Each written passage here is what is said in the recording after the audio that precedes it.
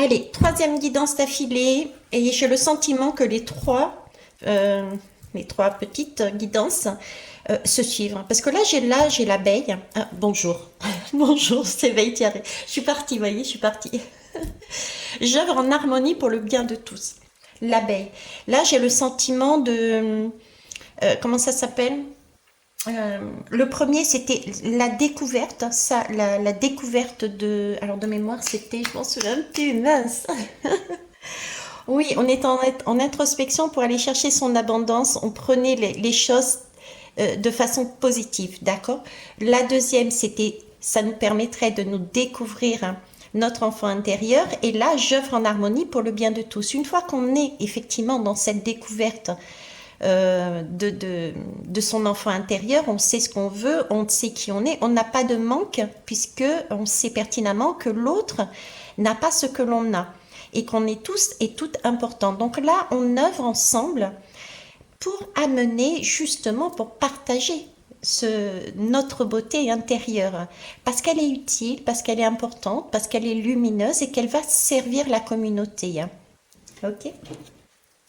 Alors j'ai ce message-là, j'ai le message aussi, bien entendu, de ne pas rentrer, monter dans les tours et de rester dans des égos, des surégos en fait, parce que l'ego est important, il nous aide aussi à avancer.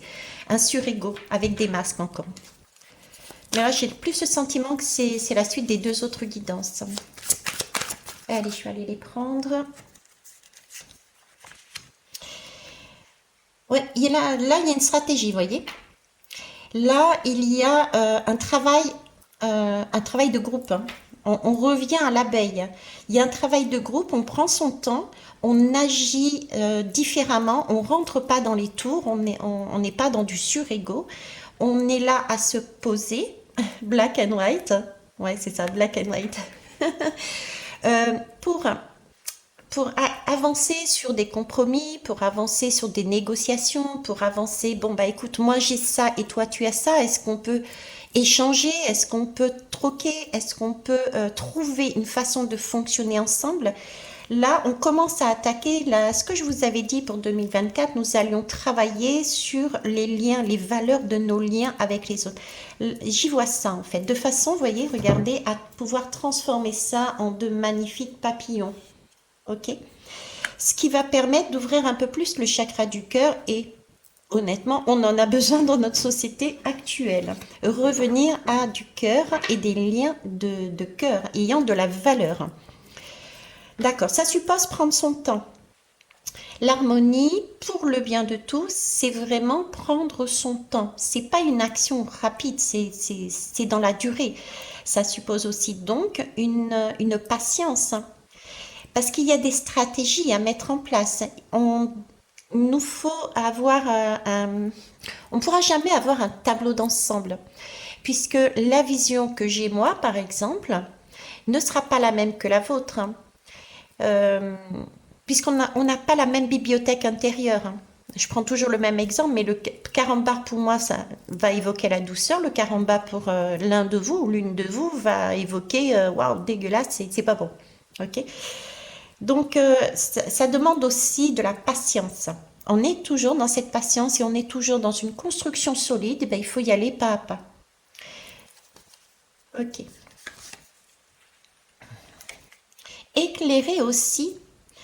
J'ai une question aussi là par rapport à la guidance de la dernière fois. Je ne sais plus quand je l'ai postée. C'est mettre en lumière aussi tout ce qu'il y a à mettre. Il n'y a pas de... Là, on est dans sa vérité. Il n'y a pas de masque. C'est une communication qui est sincère, qui est honnête, de façon à savoir où est-ce qu'on va.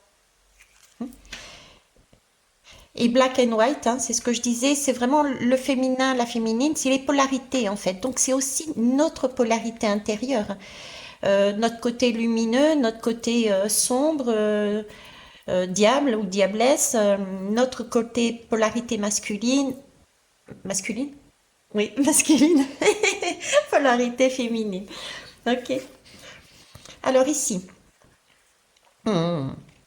et oui, je vous parlais du surego tout à l'heure. Vous voyez, quand on est dans des énergies de surego, quand on n'a pas encore saisi, quand on n'a pas encore travaillé, suffisamment sur son parcours, on peut être encore dans des énergies qui nous isolent.